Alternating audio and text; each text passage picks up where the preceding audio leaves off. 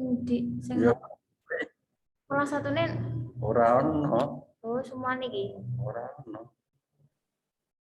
Ora ono ning kene. Beda.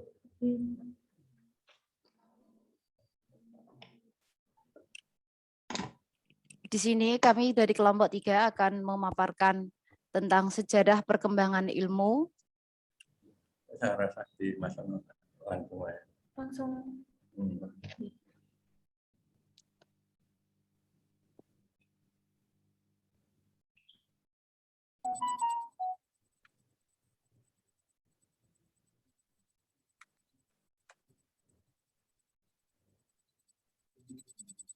Kami dari kelompok 3 yang terdiri dari Ibu Sumiati, Ibu Suryawati, Bapak Sukma Abidin, dan saya sendiri, Sundani, akan menjelaskan tentang sejarah perkembangan ilmu, sejarah perkembangan filsafat. Dalam istilah bahasa Inggris, filosofi yang berarti filsafat juga berasal dari kata sebentar.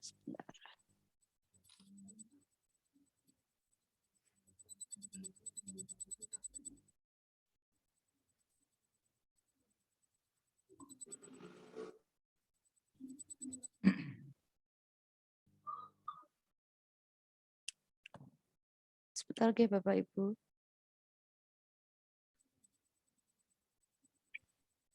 apa Mbak? Sebentar.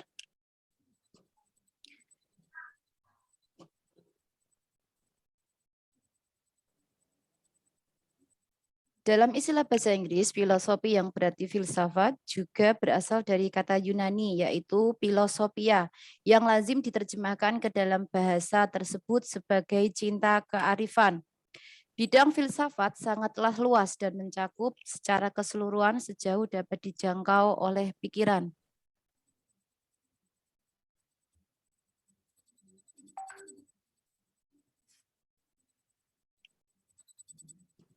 Filsafat berusaha untuk menjawab pertanyaan-pertanyaan tentang asal mula dan sifat dasar alam semesta, tempat manusia hidup, serta apa yang merupakan tujuan hidupnya.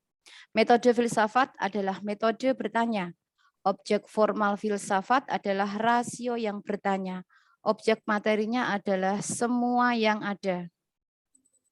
Di sini perkembangan ilmu terbagi di 5, yaitu filsafat zaman kuno, filsafat pertengahan, filsafat periode Islam, filsafat modern, dan filsafat kontemporer atau postmodern, yang dimana filsafat kuno nanti akan dipaparkan oleh Ibu Suryawati, kemudian filsafat pertengahan dan filsafat periode Islam akan dipaparkan oleh Ibu Sumiati, sedangkan filsafat modern dan filsafat kontemporer postmodern akan dipaparkan oleh Pak Sukma Kartika Abidin. Monggo Bapak Ibu.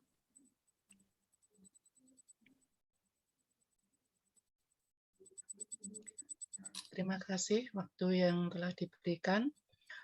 Untuk filsafat zaman kuno, yaitu periode filsafat kuno juga disebut dengan periode filsafat Yunani, merupakan periode yang sangat penting dalam sejarah peradaban manusia, karena saat itu terjadi peradaban pola pikir manusia dari mitosentris menjadi logosentris.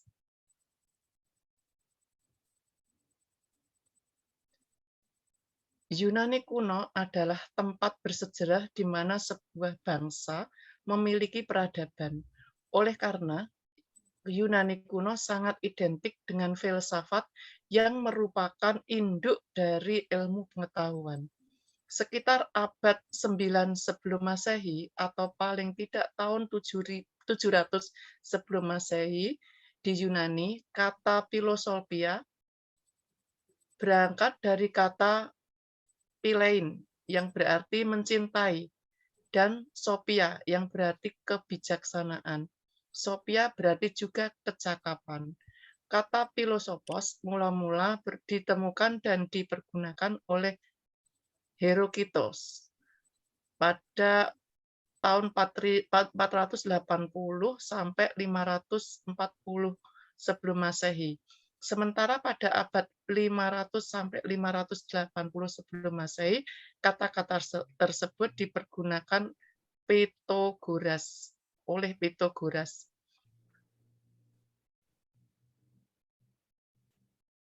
Filosofia adalah dari perbuatan yang disebut filosopein, sedangkan filosofos adalah orang yang melakukan filosofi. Dari kata filosofia itulah timbul kata-kata filosofi dari bahasa Belanda, Jerman, dan Prancis. Filosofi bahasa Inggris. Dalam bahasa Indonesia disebut falsafat. Menurut Surya Brata tahun 1970 dalam Bakhtiar 2011. Terima kasih Ibu. Selanjutnya akan dipaparkan oleh Ibu Sumiati. Monggo Bu Sumiati. Maaf, ini masih Bu Suryawati, tokoh filsafat. Saya lanjutkan. Tokoh filsafat zaman kuno yang pertama yaitu Thales pada tahun 625 sampai 545 sebelum Masehi yang berhasil mengembangkan geometri dan matematika. Yang kedua, Lysippos dan Demokritos mengembangkan teori materi. Selanjutnya, yaitu Heraklitos mengembangkan teori perubahan di alam semesta. Untuk selanjutnya, yaitu Parmenides mengemukakan hakikat tentang ada. Hippocrates mengembangkan ilmu kedokteran. Euclid mengembangkan geometri edukatif. Socrates mengembangkan teori tentang moral. Plato mengembangkan teori tentang ide. Sedangkan Aristoteles mengembangkan teori tentang dunia dan benda serta berhasil mengumpulkan data 500 jenis binatang dalam ilmu biologi. Terima kasih. Monggo selanjutnya.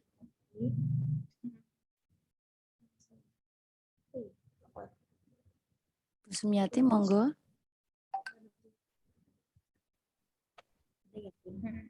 Punten masih belum jelas. Belum kegeser, Mbak. Sudah, Sudah, Ibu. Saya, Bu, ya. Iya. Sinyal, oh ini udah. Terima kasih. Saya lanjutkan untuk presentasi berikutnya. Filsafat pertengahan diawali dengan lahirnya filsafat Eropa. Sebagaimana halnya dengan filsafat Yunani yang dipengaruhi oleh kepercayaan, maka filsafat atau pemikiran pada abad pertengahan pun dipengaruhi oleh kepercayaan Kristen. Artinya, pemikiran filsafat abad pertengahan didominasi oleh agama. Pemecahan semua persoalan selalu didasarkan atas agama sehingga cara pemikiran kefilsafatannya bersifat teosentris. Lanjut.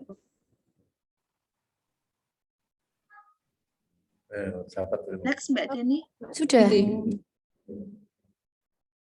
Sinyal saya yang ngapunten, sinyal saya yang error. Filsafat pertengahan zaman ini ditandai dengan tampilnya para teolog di lapangan ilmu pengetahuan, sehingga para ilmuwan yang ada pada zaman ini hampir semua adalah para teolog. Pada abad ke-6 Masehi, setelah mendapat dukungan dari Karel Agung, didirikanlah sekolah-sekolah yang memberi pelajaran gramatika, dialektika, geometri, aritmatika, astronomi, dan musik. Pada zaman ini, filsafat sering dikenal dengan sebagai Archiles Theologia, pengabdi agama. Selain itu, yang menjadi ciri khas pada masa ini adalah dipakainya karya-karya Aristoteles dan kitab suci sebagai pegangan. Next.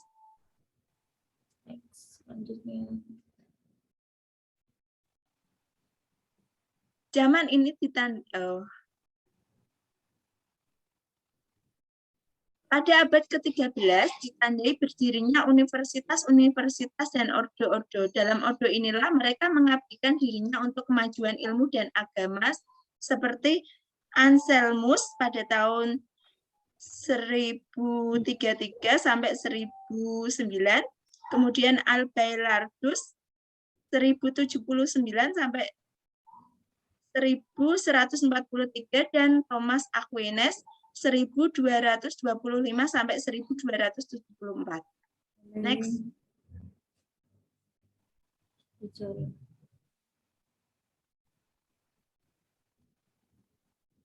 kayaknya absen. Iya, kilo boleh. Filsafat periode Islam.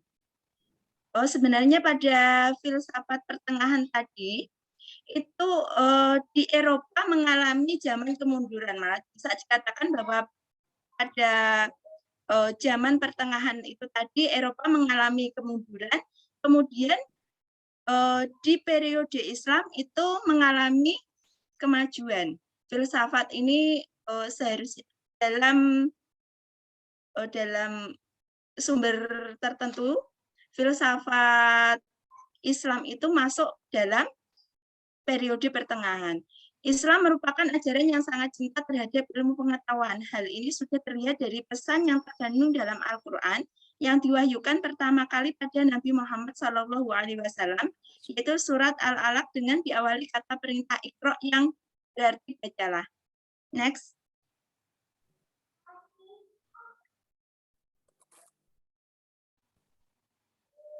Ngapunten lambat, belum bisa. Ditunggu aja, Bu. Pada masa ini pemikiran Aristoteles kembali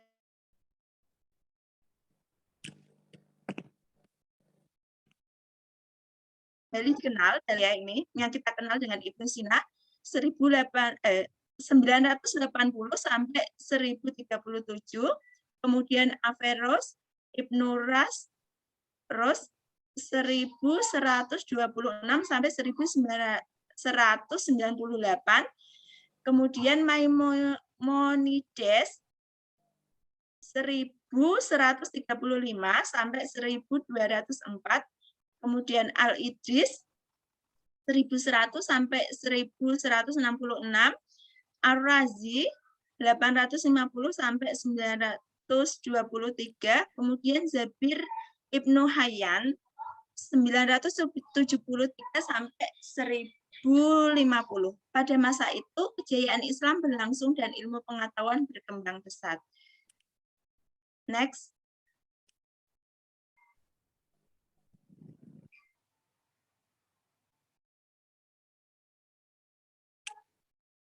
Pengaruh Aristoteles sangat besar sehingga ia disebut sebagai sang filsuf.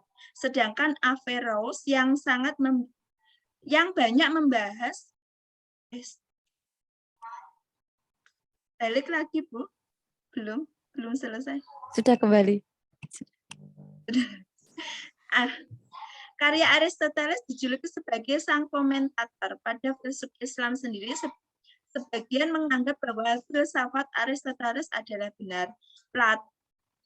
Plato dan Al-Quran adalah benar. Mereka mengadakan perpaduan serta sinkretisme antara agama dan filsafat. Nah, ini selanjutnya filsafat modern. Silakan saya kembalikan kepada moderator. Untuk filsafat modern, monggo Pak Abi. Terima kasih kepada saudara moderator.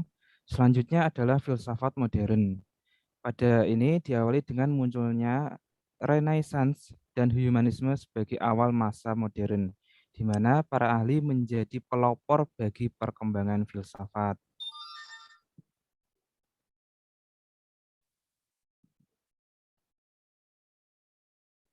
Pada filsafat modern ini, Renaissance merupakan titik awal dari peradaban modern di Eropa. Esensi Renaissance berupa pandangan manusia bukan hanya memikirkan nasib di akhirat seperti abad tengah, tetapi harus memikirkan hidup di dunia. Pada masa abad modern ini, pemikiran filsafat berhasil menempatkan manusia pada tempat yang sentral dalam pandangan kehidupan, sehingga corak pemikirannya antroposentris, yaitu pemikiran filsafat mendasarkan pada akal pikiran. Tokoh filsafat modern antara lain yang pertama adalah René Descartes, yaitu sebagai bapak filsafat modern yang berhasil melahirkan suatu konsep dari perpaduan antara metode ilmu alam dan ilmu pasti ke dalam pemikiran filsafat. Yang kedua adalah George Berkeley, yang ketiga adalah David Hume, kemudian Rousseau, dan kelima adalah di Jerman muncul seorang Christian Wolff. Selanjutnya ada Immanuel Kant yang telah mengupayakan agar filsafat menjadi ilmu pengetahuan yang pasti dan berguna, yaitu dengan cara membentuk pengertian-pengertian yang jelas dan bukti kuat. Amin 1987. Yang kelima adalah periode kontemporer.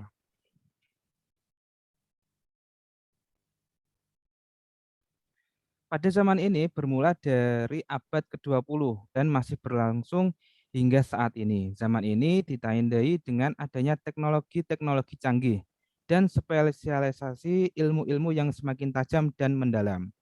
Pada zaman ini, bidang fisika menempati kedudukan paling tinggi dan banyak dibicarakan oleh para filsuf. Sebagian besar aplikasi ilmu dan teknologi di abad 21 merupakan hasil penemuan mutakhir di abad 20. Pada zaman ini, ilmuwan yang menonjol dan banyak dibicarakan adalah fisikawan. Bidang fisika menjadi titik pusat perkembangan ilmu pada masa ini. Adapun tokoh-tokoh filsafat kontemporer, yang pertama adalah Albert Einstein, adalah seorang ilmuwan fisika. Dia mengemukakan teori relativitas dan juga banyak menyumbang bagi pengembangan mekanika kuantum, mekanika statistik, dan kosmologi. Yang kedua adalah Linus Pauling yang telah mengarang sebuah buku yang berjudul The Nature of Chemical Bond, menggunakan prinsip-prinsip mekanika kuantum. Kemudian karya Pauling ini memuncak dalam pemodelan fisik DNA yang menjadi sebagai rahasia kehidupan. Yang ketiga adalah James D. Watson, Francis Crick, dan Rosalind Franklin menjelaskan struktur dasar DNA, bahan genetik untuk mengungkapkan kehidupan dalam segala bentuknya. Hal ini memicu terjadinya rekayasa genetika yang mulai berkembang pada saat ini, yang dimulai pada tahun 1990 untuk memetakan seluruh manusia ke dalam genom dalam Human Genome Project yang telah disebut-sebut sebagai berpotensi memiliki manfaat medis yang besar.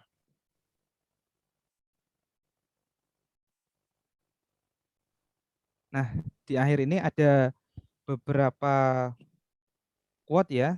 Ada satu quote itu, ajarilah anak-anakmu sesuai dengan zamannya, karena mereka hidup di zaman mereka, bukan pada zamanmu.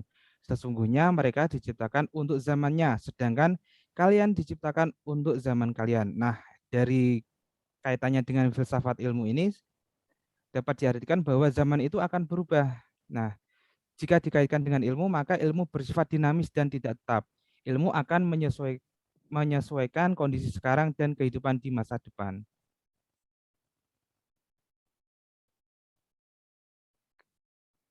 Demikian presentasi dari kelompok 3. Selebihnya waktu saya kembalikan kepada moderator. Ya, terima kasih kepada Pak Abi, Bu Sumiati, dan Bu Suryawati yang telah mempresentasikan tugas sejarah perkembangan ilmu pada malam ini. Berikut akan kami buka 2 termin. 1 terminnya kami beri 2 penanya.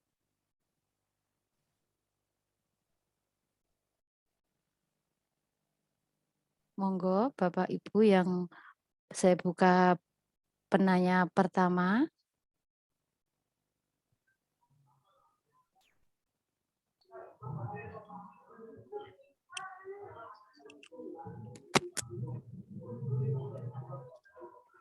Halo.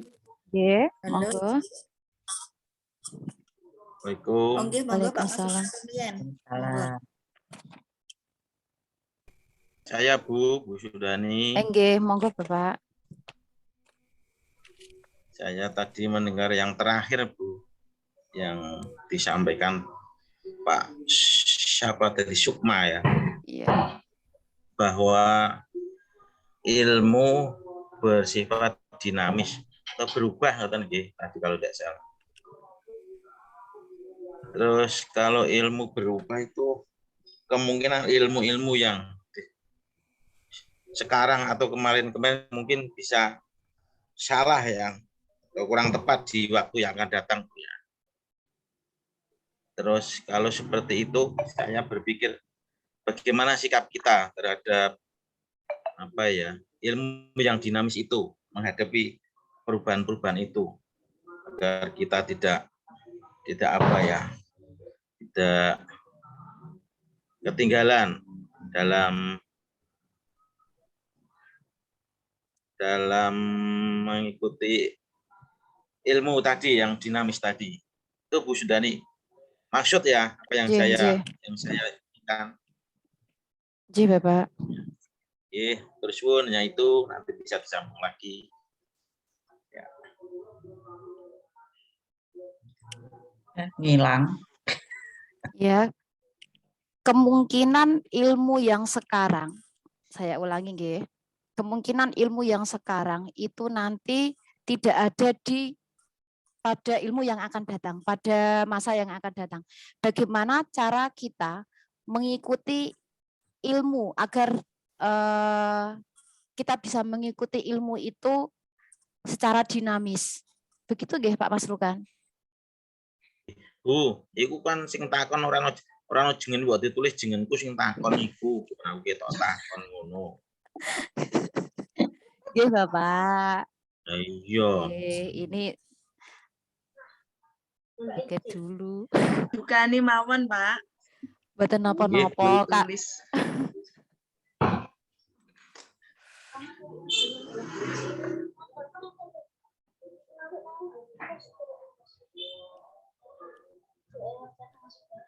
Ngaten nggih, kemungkinan ilmu yang sekarang itu tidak akan ada di masa yang akan datang. Bagaimana cara kita mengikuti ilmu itu supaya berkembang dinamis. Begitu nggih, Bapak? Terima kasih. Kemudian yang kedua, monggo. Saya, Bu. Nggih. Bu Sudarti, monggo. Yang saya tanyakan, Bu, tadi yang di slide berapa itu kayaknya ada pengaruh Aristoteles sangatlah besar sehingga ia disebut sebagai sang filsuf. Sedangkan Aversus yang banyak membahas karya Aristoteles dijuluki sebagai sang komentator. Para filsuf Islam sendiri sebagian menganggap bahwa filsafat Aristoteles adalah benar. Plato dan Al-Quran adalah benar. Mereka mengadakan perpaduan serta sinkretisme antara agama dan filsafat. Yang saya tanyakan, perpaduan serta sinkretisme antara agama dan filsafat itu yang bagaimana? Terima kasih. Oh iya, maaf saya lupa menulisnya, Bu.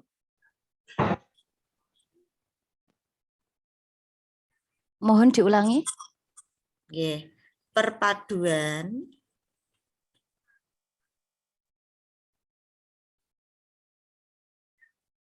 serta sinkretisme antara agama dan filsafat. Lihat, kata tanyanya belum, Bu, tadi. Bagaimana? Bagaimana perpaduan serta sinkretisme? Bagaimana perpaduan serta sinkretisme antara agama dan filsafat? Yang dimaksud dengan perpaduan,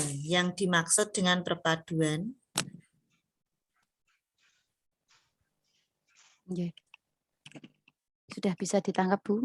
Bagaimana perpaduan serta. Waalaikumsalam. Ngeten nggih? Bisa seperti itu. Terima kasih atas pertanyaannya, Ibu. Untuk termin yang pertama sudah ada 2 penanya. Untuk pertanyaan yang pertama disampaikan oleh Bapak Masrukan, kemungkinan ilmu yang sekarang itu tidak berlaku di masa yang akan datang. Bagaimana cara kita mengikuti ilmu tersebut biar tampak dinamis? Begitu, nggih. Pertanyaan pertama akan dijawab oleh Pak Abi. Monggo Pak Abi. Oke, terima kasih Ibu. Untuk pertanyaan pertama, bagaimana sikap kita, itu intinya, sikap kita menyikapi terjadinya perubahan ilmu, Itu sudah ada di slide kami, itu di slide ke-22. Bisa dilihat mungkin. Nah, itu dia. Sudah muncul. Jadi bagaimana sikap kita menyikapi tentang perkembangan ilmu yang dinamis, yang selalu berubah, itu seperti ini. Ini sudah ada pesan dari orang-orang terdahulu. Beberapa sumber mengatakan bahwa ini hadis Nabi, ada yang mengatakan sebagai petuah dari sahabat Nabi Ali bin Abi Thalib, yaitu ajarilah anak-anakmu sesuai dengan zamannya, karena mereka hidup di zaman mereka, bukan pada zamanmu. Sesungguhnya mereka diciptakan untuk zamannya, sedangkan kalian diciptakan untuk zaman kalian. Artinya apa? Artinya kita harus menyesuaikan ilmu-ilmu tersebut sesuai zamannya. Kita tidak bisa mengajarkan ilmu atau mendidik anak didik sekarang dengan ilmu-ilmu atau cara anak didik yang terdahulu. Itu harus kita sesuaikan dengan zamannya. Seperti itu, Bapak. Mungkin dari anggota kelompok 2 ada yang menambahkan.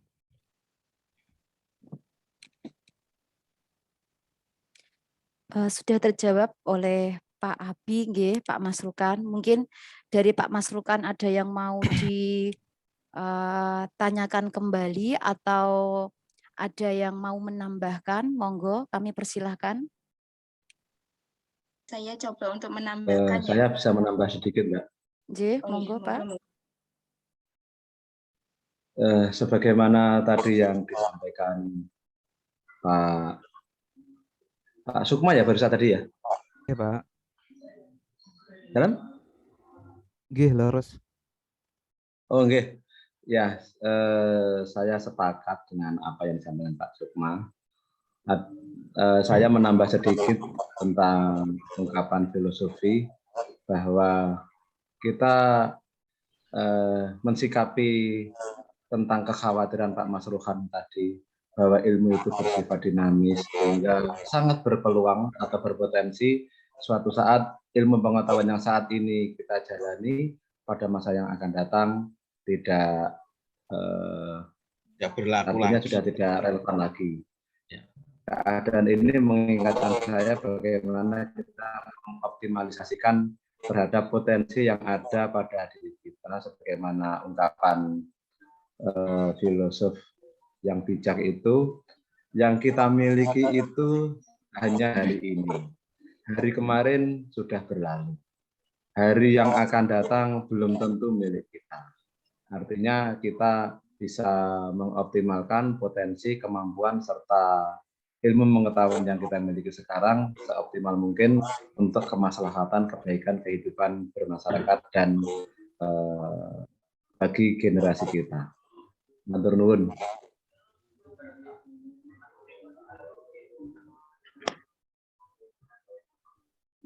Terima kasih Sudah, hanya Pak itu saja. Fauzin. Nggih, terima kasih Bapak.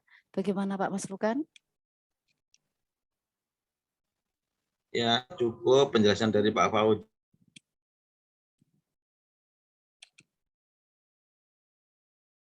Pak Sukma, terima kasih. Ya.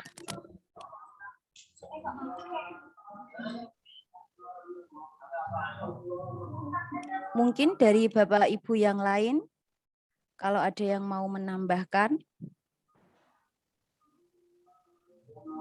Tadi Bu Sumiati mau menambah, kelihatannya dari raut senyumnya tadi. Ya.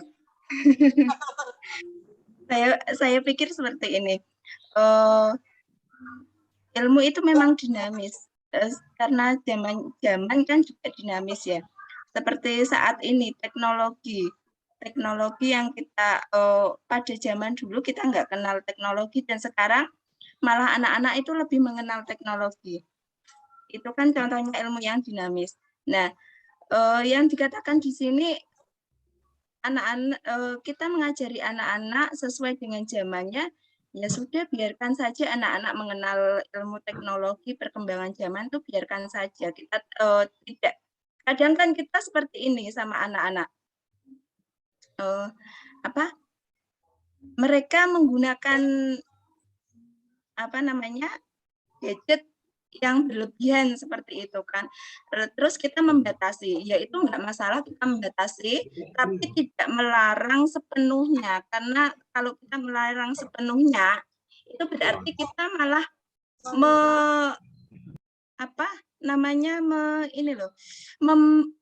merampas hak mereka untuk mengikuti perkembangan zaman seperti itu. Asalkan kita tetap maksudnya ilmu itu dinamis, tapi kan kita tidak bisa mengatakan kalau ilmu yang sebelumnya itu adalah ilmu yang tidak benar gitu kan. Tapi kan ilmu selalu mengikut selalu berkembang, berarti ada perbaikan seperti itu. Kita tidak bisa mengatakan kalau ilmu yang terdahulu itu adalah ilmu yang salah sepenuhnya, tapi ya itu tadi mengikuti zamannya. Hanya seperti itu tambahan dari saya, mungkin ada dari teman-teman yang lain. Terima kasih Bu Sumiati. Saya tambahkan sedikit nggih. Tentang isu-isu yang saat ini kemarin sedang hangat-hangatnya itu tentang penggunaan sound, penggunaan pengeras ketika adzan. Itu diasumsikan kalau nyuwun sewu ini untuk yang beragama Islam, itu kemarin sempat diperdebatkan wong adzan kok ora oleh, kan kayak gitu.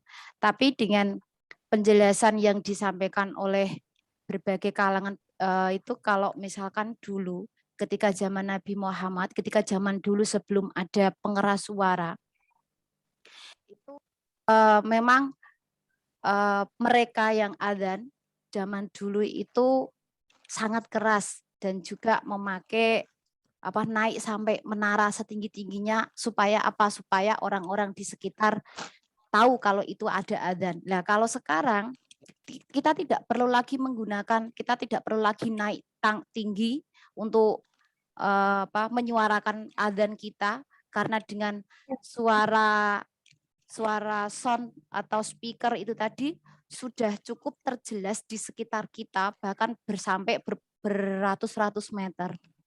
Nah, seperti itu kalau kita telan mentah-mentah kalimat-kalimat yang diperdebatkan oleh khalayak ramai, itu pasti kita akan membenarkan. Tapi kalau kita lihat dari sudut pandang yang seperti ini tadi, maka artinya akan berbeda, bahwa ilmu itu tidak bisa berkembang sesuai zamannya.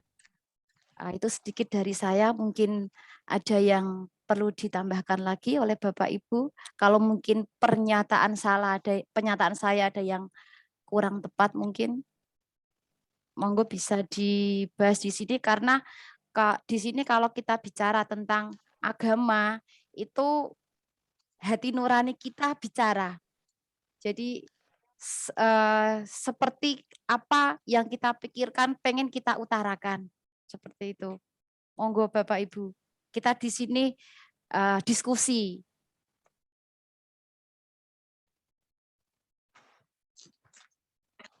Sudah cukup atau ada yang perlu ditambahkan?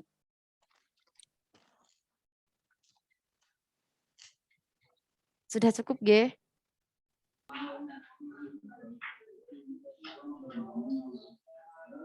Baik, sekarang kita akan ke pertanyaan kedua dari Ibu Sudarni, paduan serta sinkretisme antara agama dan filsafat tadi yang di slide berapa tadi?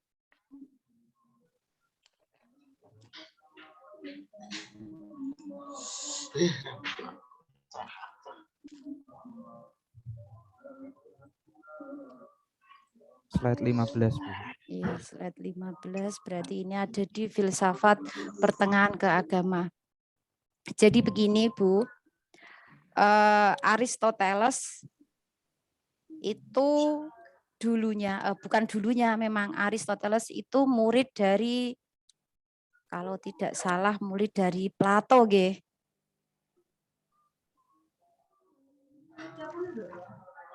Aristoteles itu murid dari Plato, tetapi pemikirannya tidak sama. Dalam banyak hal sering tidak setuju dengan apa yang diperoleh oleh gurunya. Aristoteles mengemukakan tentang ide bukanlah terletak dalam dunia abadi sebagaimana yang dikemukakan oleh Plato, tetapi justru terletak pada kenyataan atau benda itu sendiri. setiap benda mempunyai dua unsur yang tidak dapat dipisahkan. Lebih jauh dikatakan bahwa ide tidak dapat dilepaskan atau dikatakan tanpa materi. Sedangkan presentasi materi mestilah dengan bentuk. Kalau kita bicara filsafat itu memang kalimatnya muter-muter. Artinya bentuk memberikan kenyataan pada materi dan sekaligus adalah tujuan dari materi. Itu Aristoteles itu lebih tentang logika, lebih tentang pengetahuan, sudah mulai tentang pengetahuan dari zaman Yunani kuno ke pertengahan. Itu sudah ada pengaruh dari filosof Islam seperti Ibnu Sina tadi. Jadi lahirlah pengetahuan, bukan bahwa nanti dunia ini juga akan tiada. Dunia ini akan tiada. Kalau dulu Plato itu mengungkapkan dunia ini abadi. Sedangkan di Aristoteles sudah mulai ada perkembangan zaman. Nah, itu dalam Al-Quran juga disebutkan, itu disinkronkan dengan para filosof Islam, bahwa di dalam Al-Quran juga ada bahwa dunia ini tidaklah abadi. Pada suatu saat dunia ini akan tiada beserta isi-isinya. Jadi kenapa pemikiran Aristoteles dulu ketika zaman kuno dihidupkan lagi di pertengahan, terlebih lagi di zaman filsafat Islam. Seperti itu, Bu. Jadi berawal dari teori yang dikemukakan oleh Aristoteles, kemudian dikembangkan lagi oleh ilmuwan Islam, filosof Islam. Pada zaman pertengahan menjelang, di akhir pertengahan ini menjelang zaman pertengahan ke zaman modern, itu terdapat di sini, Islam itu ada di sini, di tengah-tengahnya sini. Dan Islam ini mengangkat lagi filsafat Aristoteles itu benar. Dengan penemuannya tadi, dengan idenya tadi, bahwa dunia ini tidaklah abadi. Dan menambahkan Ibu. Ini kan pertanyaan tadi kalau saya kerucutkan itu kan sinkretisme antara agama dan filsafat. Bu Sudarti tadi. Terus sinkretisme antara agama dan filsafat. Nah, kaitan antara itu kan kalau kita kalau kita cari artinya sinkretisme itu kan perpaduan antara agama dan filsafat. Seperti yang disampaikan oleh Bu Sundani tadi, bahwa Plato itu benar, Aristoteles itu benar. Ternyata ada perpaduan jika kita kaitkan dengan ilmu pengetahuan yang ada di agama. Itu kan Al-Quran itu kan sumber dari segala sumber, ilmu dari segala ilmu. Itu ternyata kalau kita kaji itu kan ada yang namanya teori Big Bang. Nah, teori Big Bang itu kan munculnya kan baru sekarang ini, tahun abad 18, abad 19 itu munculnya. Tapi kan sudah disebutkan di abad ke-14. Itu kita kaji seperti itu. Jadi kalau kita lihat antara agama dan filsafat itu bahwa ada keterhubungan antara agama dan filsafat. Di Al-Quran sudah dijelaskan, disebutkan di surat Adz-Dzariyat itu bahwa kalau tidak salah ini artinya, dan langit kami bangun dengan kekuasaan kami, dan sesungguhnya kami benar-benar garis bawahi meluaskan dan mengembangkannya. Nah, kita garis bawahi meluaskan dan mengembangkannya. Pada teori Big Bang itu kan teori ledakan besar. Nah, itu kan kalau kita kaji kita ingat lagi pelajaran waktu SMA itu kan ada namanya teori yang pelajaran astronomi itu kan ada yang namanya teori Big Bang, itu memang ada ledakan besar dan langit itu mengembang, meluas. Nah, jadi jika kita kaitkan sinkretisme tadi, ada keterhubungan atau perpaduan antara agama dengan filsafat. Contohnya seperti itu. Kalau mungkin kita contohkan lagi, mungkin ada yang namanya perkembangan janin. Itu kan dari tetes itu, kemudian tumbuh menjadi segumpal darah, dan seterusnya akhirnya menjadi janin. Itu kan juga di Al-Quran juga disebutkan. Kalaupun kita lihat dari filsafat, dari ilmu pengetahuan modern, juga memang seperti itu. Faktanya memang seperti itu. Jadi ada keterhubungan, ada sinkretisme antara filsafat dengan agama. Seperti itu, Bu. Mungkin contohnya. Terima kasih. Bisa Oke, saya terima tambahkan? kasih Pak Ivan. Untuk pertanyaan nomor 2, maksudnya itu kan apa hubungan filsafat dengan agama? Kalau filsafat sendiri itu kan berusaha untuk mengungkapkan suatu kebenaran, sedangkan agama juga berusaha untuk mengungkapkan suatu kebenaran, sehingga keduanya itu tidak dapat dipisahkan dan itu saling berkaitan. Itu intinya di situ.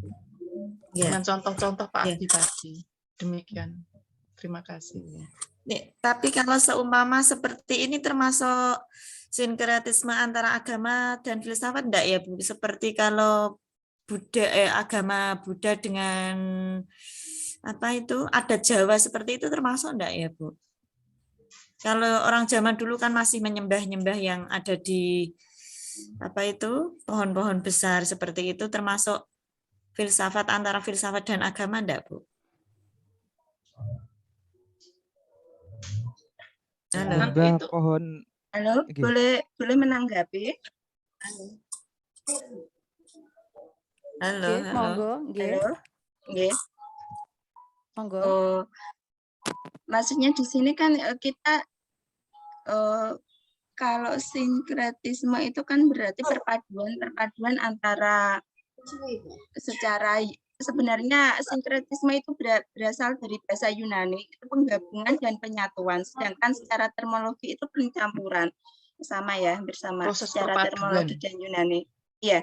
Nah, di sini antara kita melihat antara filsafat dengan ilmu agama. Filsafat itu kan intinya bersumber pada manusia, pemikiran manusia, sedangkan agama itu adalah bersumber dari wahyu. Itu yang intinya kan itu. Kalau yang dari pemikiran yang awal bahwa tadi ada yang menyatakan kalau yang apa dunia itu abadi, kemudian berkembang lagi jadi Aristoteles mengatakan kalau tetap ada kematian di situ kan, berarti kan di situ ada ini loh, ada meningkatkan keimanan antara filsafat itu sendiri, pemikiran manusia, sedangkan agama didukung dengan agama. Itu di situ juga ada pas zaman Kristen itu kan apa filsafat itu mengarahnya mereka menggunakan ini maksudnya apa? Memadukan antara pemikiran mereka dengan agama sehingga fokusnya ke agama gitu loh. Maksudnya kalau untuk orang rokok lebih mengarahnya gini. Percampuran tadi itu berarti pemikiran manusia itu lebih karena adanya agama lebih meningkatkan keimanan gitu loh. Lebih kalau dikatakan tadi hanya menyembah pada sebelumnya menyembah pada animisme dan dinamisme ya arahnya ya berarti ya Bu Sinten, Bu Sudarti. Siapa? Bu Sudarti kemudian mempercayai bahwa adanya Tuhan itu loh arahnya ke situ. Filsafat dan perpaduan dari filsafat dan agama. Ya, Bun. Ada yang menambahi mungkin lebih saya malah membuat muter-muter ya mungkin ya. Boten Bu. Enggak apa-apa Bu, sama-sama berdiskusi ini untuk mencari satu kesimpulan. Sudah Bapak Ibu? Nggih. Intinya filsafat itu pemikiran manusia, sedangkan kalau agama itu adalah wahyu dari Tuhan. Dan perpaduannya itu berarti karena adanya agama, pengenalan agama itu berarti manusia semakin meyakini bahwa adanya Tuhan gitu loh, filsafat semakin berpikirnya ke arah situ.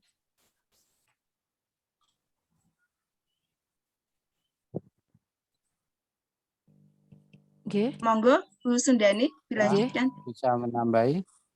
Pak Hardi, monggo. Ya, kita pada malam ini kok kelihatannya asik sekali secara filsafat. Jadi sepengetahuan saya, filsafat itu adalah ilmu tua ya. Jadi adanya filsafat semenjak waktu itu. Jadi ilmu tua. Jadi filosofi-filosofi di luar itu menalar melogika. Gitu. Kalau dikaitkan dengan agama memang susah. Karena tadi bicara ada dan tiada saja sudah berbeda untuk menalar sesuatu hal. Jadi perkembangan keilmuan sehingga berkembang sesuai dengan teknologi terutama sehingga membuat semuanya jadi yang tidak mungkin menjadi mungkin. Yang tadinya perlu dengan hal-hal tertentu orang bisa komunikasi lewat kebatinan, sekarang lewat HP dan segala macam. Tapi kalau terkait dengan agama itu memang gimana ya, budaya itu pun berpengaruh. Ini kalau kita bicara seperti itu kan teringat perjanjian Syekh Subakir sama Loyo Genggong itu di Tidar. Jadi di sana kan ada perjanjian-perjanjian yang tentang adat-adat dulunya menyembah pohon, berhala, matahari, dan lain sebagainya. Namun setelah adanya wahyu-wahyu, itu yang tertuang di dalam kitab-kitab, pemahaman pemikiran manusia jadi lain. Jadi ateis, tidak mengenal Tuhan, dan lain sebagainya, sekarang lebih luntur. Gitu. Karena adanya ada dan tiada tadi. Jadi kalau kita bicara agama, ya memang imannya harus kuat dulu, baru kita berfilsafat, menalarnya dari filosofi. Baik itu dari Socrates, Plato maupun yang lain. Bahkan sampai ke John Locke, sampai yang modern, empirisme itu, sampai ke sana kan. Jadi ibarat manusia lahir selembar kertas putih. Dia tidak memahami adanya adanya keturunan dan lain sebagainya. Namun ada teori lain yang mengatakan lain. Nah, inilah perkembangan seperti ini kita harus mensikapinya dengan bijaksana. Jadi budaya orang dulu, orang Hindu, orang Buddha, orang karena ini proses saja sebetulnya. Sebuah proses yang menjadikan kita lebih memahami adanya ada dan tiada. Jadi kita harus membedakan antara filosofi, filosof, logika, dan agama. Ini memang harus kita bedakan seiring dengan perkembangan zaman. Jadi kita lebih menguatkan iman untuk mempelajari filosofi atau filsafat. Demikian tambahan dari saya, mudah-mudahan bisa menjadi pemikiran. Terima kasih. Terima kasih Bapak. Terima kasih Pak Hardi. Ya, monggo dilanjut. Sudah cukup nggih untuk termin yang pertama. Bapak Ibu, sekarang kami akan buka termin kedua. Dua penanya lagi sebelum kita akhiri presentasi kuliah pada malam hari ini supaya lebih cepat, monggo. Kalau tidak cepat-cepat, kalau tidak cepat-cepat saya tutup gitu. Ya, monggo sih, monggo. Enggak Pak, monggo. Dari Bu. Ya, ini Bu, saya kembali lagi ke belakang masalah filsafat zaman kuno. Di situ tertulis periode filsafat kuno disebut dengan periode filsafat Yunani, merupakan periode yang sangat penting dalam sejarah peradaban manusia. Yang saya tanyakan, apa yang dimaksud dengan perubahan pola pikir manusia dari mitosentris menjadi logosentris?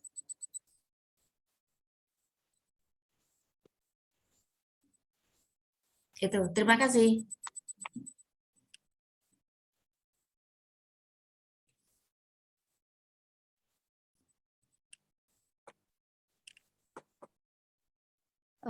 apa yang dimaksud dengan perubahan dari mitosentris ke logosentris gitu ya Bu? Ya, betul. Yeah. Terima kasih Bu Windaryati. Sebelum kami jawab, kami ke ya Bu Susanti. Ya, terima kasih. Pengen bertanya, enggak sulit-sulit amat sih. Nanti kalau didiskusikan ya, Bu. Ya, tadi disebutkan bermacam-macam filsafat dari waktu ke waktu. Ada filsafat pada zamannya.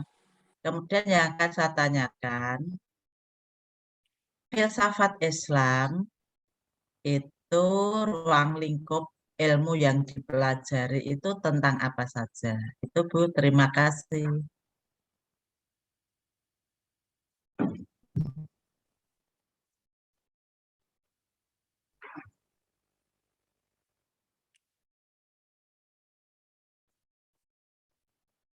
Begitu ya. Pertanyaan dari Bu Susanti, Oke. apa saja ruang lingkup filsafat Islam? Ngoten nggih. Terima Ya. kasih. Saya akan mencoba menjawab untuk pertanyaan Bu Windaryati.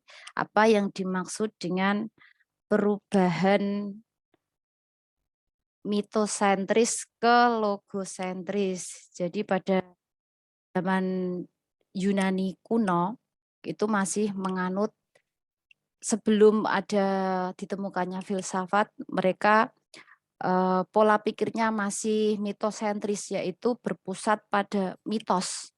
Kalau mitos itu orang Jawa itu kan kental sekali dengan mitos, nggih. Sedangkan untuk yang logosentris itu lebih ke logosentris. Itu lebih ke pengetahuan, ya logika.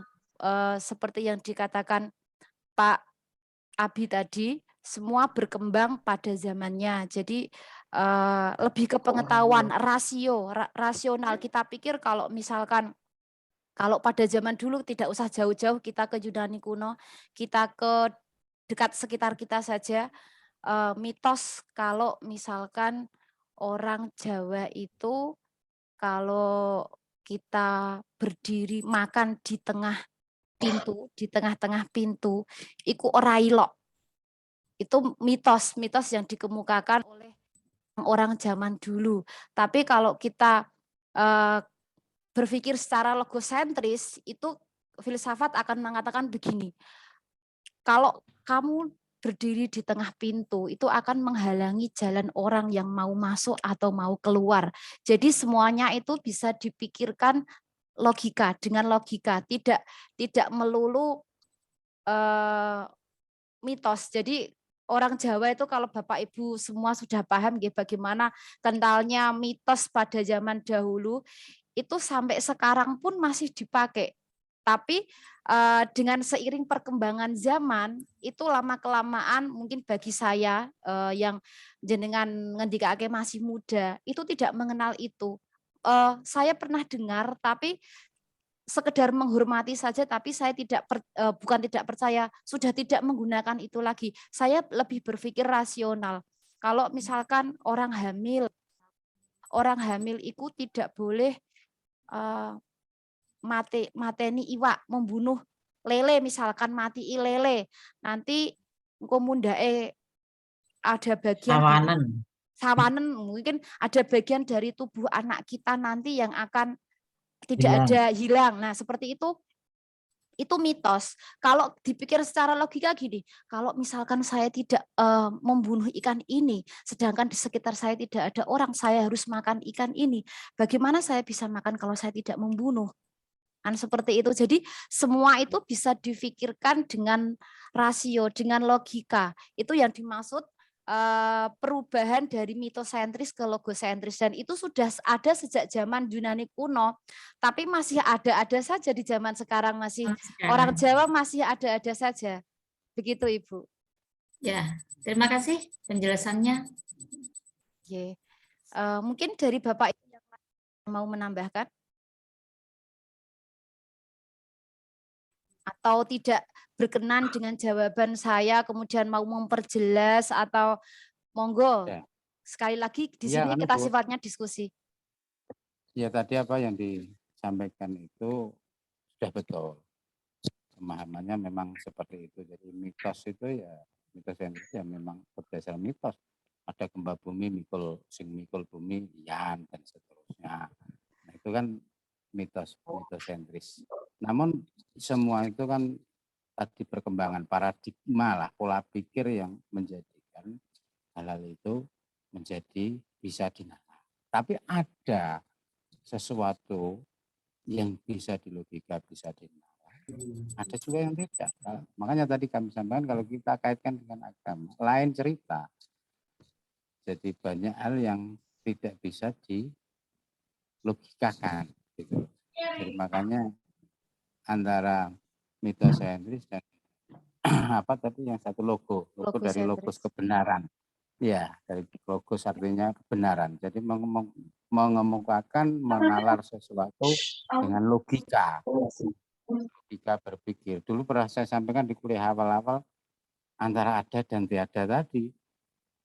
Ini adalah kacamata, iya atau tidak. Dikatakan tidak, iya. Justru dengan ketidakberadaannya kacamata itulah makanya dia ada, namanya kacamata. Kalau ini dinamakan korak ya, orang menyebutnya korak. Nah, itu kan logikanya begitu.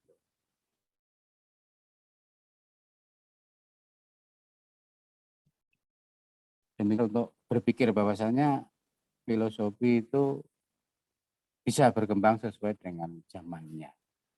Sekarang kiblat keilmuan yang seperti disampaikan dulu Pak Syaful Murtala, tidak ke arah Yunani lagi. Jadi kiblat keilmuan ke arah lain. Nah, karena tadi perkembangan ilmu pengetahuan antara tadi logisme sama apa tadi namanya? Mitosentris, logosentris. Mitosentris. Ya. Jadi mitosentris itu kalau ada yang bisa dijelaskan, tapi ada yang tetap menjadi buah mitos. Demikian, terima kasih tambahannya. Terima kasih Pak Hardi. Kita lanjut ke pertanyaan keempat, dari Bu Susanti. Apa saja ruang lingkup filsafat Islam? Saya serahkan. Ya enggak apa-apa, Bu. Monggo Pak Sukma Kartika Abidin. Kami biasa manggilnya Pak Abi, Bapak Ibu. Monggo Pak Abi. Ya, tadi Bu Susanti bertanya, ruang lingkup filsafat Islam itu apa saja? Maksudnya itu yang dipelajari apa saja itu kan? Untuk filsafat Islam itu mengajarkan beragam hal mengenai agama seperti ketuhanan, kitab, kerasulan, hubungan antara manusia dan sesamanya, serta dengan lingkungannya. Ilmu filsafat Islam juga mencakup ilmu tasawuf atau biasa disebut dengan ilmu kebatinan. Itu yang bisa saya jawab. Monggo Pak Abi kalau bisa menambah. Oke Bu, tambahan saja itu sudah cukup lengkap guys disebutkan, tapi ada beberapa yang saya tambahkan. Itu kan kalau tadi tentang dari agama saja ya, agama Islam, tapi kalau kita lihat secara umum, sumber ruang lingkupnya itu apa saja? Ya semuanya yang ada di Al-Quran, semuanya saja. Apa aja itu? Kalau kita lihat di Al-Quran juga ada kedokteran. Contohnya tadi ada karya Al-Hawi dari Ar-Razi, itu kan ada tokoh Islam. Kemudian dari Ibnu Sina atau Avicenna tadi juga mengarang tentang bidang ilmu kedokteran. Ibnu Sina, ya. Terus kemudian ada lagi kalau tentang aljabar juga ada. Namanya itu kalau nggak salah Ibnu Rus juga tadi. Aljabar juga dibahas juga Bu, ruang lingkupnya. Kemudian di sini juga aritmetika juga ada. Kemudian tentang karya-karya yang membuat 70 peta itu juga ada yang disampaikan kepada Raja Bojer kedua di kerajaan Sisilia Italia itu juga ada. Jadi ruang lingkupnya itu sangat luas sekali. Kalau dari segi ilmu kimia juga dikaji juga. Jadi ruang lingkupnya memang sangat luas. Kalau Ibu mencari referensi di jurnal itu pasti banyak referensinya. Apa saja ruang lingkup filsafat Islam dalam periodenya tersebut. Jadi kalau kita tanya ya dijawab seperti itu sangat luas gitu Bu. Ruang lingkupnya hampir mencakup semuanya. Mulai dari ilmu agama, ilmu astronomi, ilmu kedokteran, bahkan ilmu sistem peredaran darah itu ada semua. Itu tinggal kita cari referensinya seperti itu. Terima kasih. Mungkin dari Bu Sundani atau Bu Sumiati menambahkan lagi, atau mungkin dari Bapak Ibu yang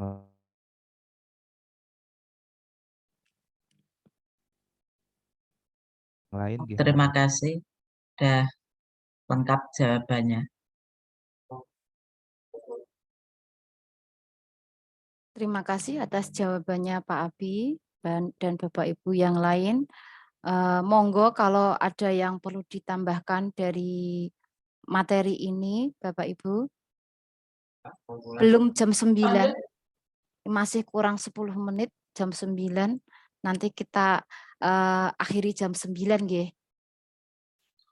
Kalau tidak ada pertanyaan, nanti saya akhiri sekarang. Memaksa Halo. ini. Nggih. Halo. Nggih. Tidak bertanya Bu, tapi hanya apa ya?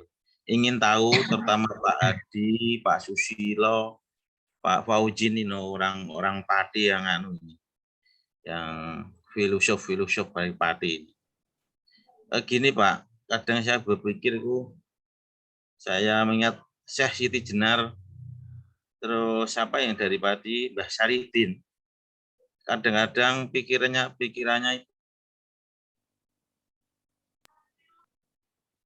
kadang-kadang mungkin suatu mengandung suatu kebenaran, tapi kadang-kadang kalau dipikir logika itu ya apa ya, tidak sejalan dengan apa istilahnya, adat atau agama ya, seperti Syekh Siti Jenar kan apa manunggaling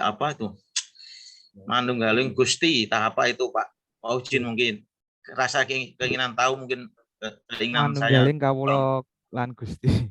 Nah itu mohon saya diberi pencerahan hal-hal seperti itu. Apa itu dapat dikatakan filosofi atau apa ya, pemikiran yang apa kurang tepat atau bagaimana? Mohon pencerahan Pak. Filosof dari Pati ini Pak. Atur suwun. Terima kasih Pak Masrur, Pak Susilo, Pak Hardi, Pak Fauzin, atau mungkin bapak-bapak lain dan ibu-ibu lain dari Pati mungkin yang bisa menambahkan. Pak Hardi, monggo. Baik. Hardi, monggo. Kebetulan Pak. Jadi filosofi entah apa, sebetulnya mereka itu kan bukan orang tidak beragama Pak. Jadi mereka itu kuat agamanya. Cuma salahnya kita itu menalar melogika itu mayoritas orang dari cerita ketoprak maupun cerita turun-temurun, sehingga tidak membaca naskah asli. Jadi seperti katakanlah Syekh Siti Jenar. Syekh Siti Jenar itu adalah ulama kondang dia. Kalau tidak salah dia bersaudara itu sama si Sugeng Kalijogo juga itu. Itu kalau Saridin itu ya masih turunannya dari Sunan Muria yang diasuh oleh orang Tayu, karena pada saat itu orang Tayu berguru pada Sunan Muria sehingga usia 10 tahun Saridin meninggal dibawa ke sana. Makanya ada dua pendapat. Saridin itu lahir di orang Tayu, Saridin itu anaknya Sunan Muria. Nah, ini kalau kita membaca di cerita Saridin Bapak, jadi di sana akan ada detail, seratnya ada dua. Yang satu masih tulisan Jawa, yang satu sudah diterjemahkan. Nah, kalau Bapak tertarik tentang hal itu, suatu saat nanti bisa ketemu tak beri itu dan tak beri cerita secara luas, Pak. Karena bukunya tebal segini tentang Saridin. Nah, kalau kita bicara tentang, kalau kita bicara tentang siapa tadi, Syekh Siti Jenar, Manunggaling Kawula Gusti, ini kan sebuah ajaran yang dinalar oleh orang biasa belum sampai, Pak. Kalau dia sampai ke sana, marifat dan lain sebagainya, Pak, ajarannya bagus itu, Pak. Sehingga Yimunto Makin ikut ke sana. Jadi mutamakimu dalam melihat pertunjukan wayang pun sukanya dia pada wayang yang istilahnya ceritanya ke arah Manunggaling Kawula Gusti. Jadi Manunggaling Kawula Gusti itu bukan sebuah ajaran yang keliru kalau dinalar secara logika, Bapak. Jadi kalau logika ini maksudnya Manunggaling Gusti itu ya di dirinya sendiri. Gitu loh. Jadi mohon nanti jenengan pahami berdasar literasi yang ada, Bapak. Jadi memang selama ini orang-orang pada keliru karena berdasar literasi turun-menurun. Seperti cerita ketoprak, jelek-jelek kan. Pak nyuwun sewu, mengganggu sebentar saja, nanti dilanjut lagi. Mohon saya mengingatkan di Sunan. Ini belum jam 9, absensi di Sunan, Pak. Presensi, gitu. ya. Saya mengingatkan ini belum jam 9, monggo presensi dulu. Nanti kita bisa lanjut sambil Pak Hardi sambil menjelaskan, nanti sambil Bapak Ibu yang lain presensi.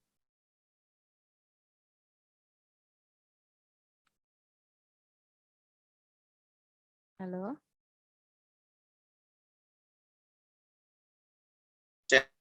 Saya malah belum jam 9. Belum Pak. Terakhir seperti kemarin lupa Pak. Ya kok seperti foto wae lah, sementing aku. Gak apa-apa. Saya cuma mengingatkan. Sedang asik-asiknya kalau nanti jenengan tidak selesai cerita Pak Mas Rukan nanti kecewa Pak. Yes. Tak tambahin sedikit Pak Mas Rukan ya, Sidi Ayah. Ya siap, banyak enggak apa-apa. Senang saya. Oke, itu kan cerita, istilahnya malah keluar konteks. Jadi namun beliau membawa ajaran baru Bapak. Jadi ini murid yang istilahnya kuat juga. Sehingga dia meninggalnya pun dengan ikhlas, diikhlaskan dirinya. Gitu. Karena saudara-saudaranya meminta untuk disidang di Demak itu. Jadi pemahaman selama ini kan dari cerita-cerita ketoprak tadi. Seperti saya contohkan juga Sunan Kudus, Ambi Saripin ini mesti dielek-elek. Padahal tidak begitu, zamannya beda. Jadi pada saat Saripin itu belum ada, pada saat Sunan Kudus itu belum ada Saripin. Adanya Saripin itu setelah Sunan Kudus, setelah Jafar Sodik. Dia itu yang disebut di serat kekancingan di Nyono itu, di sana yang disebut Pangeran Kudus. Kesan-kesan ini perlu diperbaiki. Kebetulan kemarin kami habis bedah naskah tentang ini Pak. Jadi wong Yayasan Menara Kudus pada tidak terima. Saripin angger cerita babat Saripin kok mesti elek-elek. Lah ini kan dari cerita-cerita turun-temurun dari apa namanya ketoprak Dikenjono, ketoprak apa gitu. Nah itulah Pak. Jadi mohon nanti kalau kita memahami literasi ke arah regulasi, jadi nanti bisa ketemu gitu. Jadi wong iki ambil wong iki kok ketemu Saripin ketemu Sunan Kalijaga tidak ada karena zamannya Sunan Kalijaga itu ada Saripin belum muncul, belum lahir. Karena Saripin itu putranya Sunan Muria demikian. Itu Bapak cerita dari kami sedikit. Kalau pengen detail nanti kapan-kapan. Kayaknya sudah tutup itu absennya ya. Loh, malah sampun tutup, Bu. Coba Pak. Kayaknya sudah nggak bisa dibuka.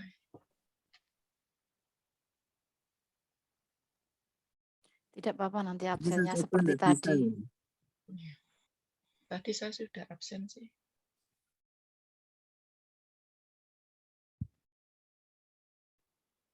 Monggo dilanjut Bu Sundani sambil yang lain. Iya, enggak bisa Ibu, itu sedikit cerita dari saya.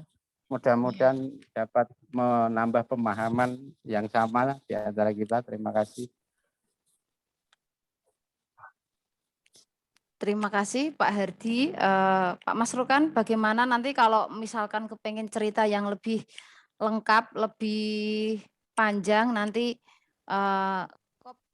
nanti sama Pak Hardi, sama Pak Jumadi, dan sama Bapak Ibu yang lain, nanti sekedar sharing-sharing gitu, monggo. Dolan tepati. Nggih, ke Pati atau ke Kudus nggih monggo, tidak masalah kapan-kapan. Tengah-tengah ketemuan tim. Demikian nggih Bapak Ibu untuk perkuliahan kita akhiri. Mohon maaf saya yang mengakhiri. Selanjutnya nanti bisa dilanjutkan kalau misalkan memang ada diskusi-diskusi yang lain, tapi untuk perkuliahan pada malam hari ini kita cukupkan sekian ngoten nggih Bapak Ibu, biar tidak terlalu malam. Kalaupun nanti ada yang mau masih bercerita Interupsi sebentar Bu, mohon maaf. Nggih. Kalau bisa foto bersama. Oh biar nggih. nanti. Oh iya. Nah, niki sini foto bersama terus. Ya. Kalau foto kayak pelaporannya lebih mudah. Kalau video kan biasanya lebih yang namanya mungkin dosen sibuk ya. Agak berat kalau bukan. Untuk laporan kita harus. Pak Fauzin ana ora gimana Pak Fauzin? Pak Mas Rukan. Pak Mas. Sare Pak Mas. Hajatan malih tak noto kudungku dhisik. Monggo Pak foto rumiyin. Kira kudungan. Ya Allah pun Panggi. Tarungnya tinggi kudungan. Pak Fauzin mana Pak Fauzin? Tengah. Bu Maisa mohon siap. Bu Kurnia sudah kabur. Pose cantik Pak Bu, sudah malam meskipun ngantuk biar kelihatan lebih cantik. Terima kasih. Moto berat, toro ngantuk. Pak Herdi lagi ngagem kosong privat kok. Pak Fauzin baru gabung. Sebentar deh.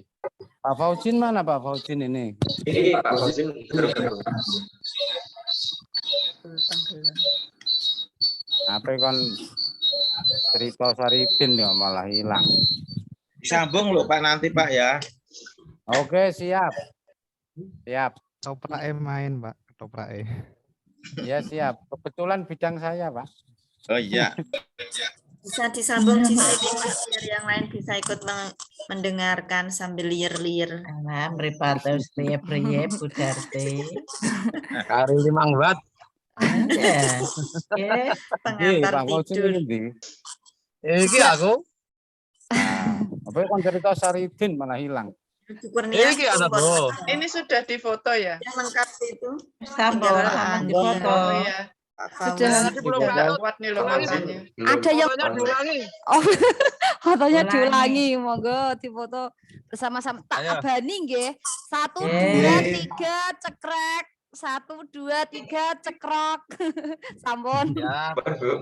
Terima kasih. Dari kami mohon maaf apabila ada salah kata dan tingkah laku kami dalam menyampaikan presentasi pada malam hari ini. Saya Sundani sebagai moderator mohon undur diri. Selamat malam, sugeng dalu Bapak Ibu semua, sugeng sare. Assalamualaikum warahmatullahi wabarakatuh. Waalaikumsalam warahmatullahi wabarakatuh. Besok lagi. Bu Santi.